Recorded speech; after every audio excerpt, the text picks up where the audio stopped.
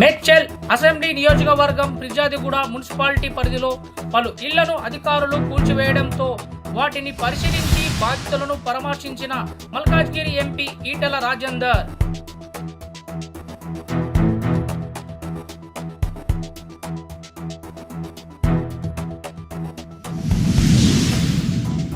HMDA municipal corporation permission ఇచ్చిన తర్వాత కూడా ఇళ్లను కూల్చడం సమంజసం కాదన్న ఈటెల శుక్రవారం రోజు నోటీసులు ఇచ్చి సోమవారం రోజు కూలగొట్టడంపై అధికారులను ప్రశ్నించారు.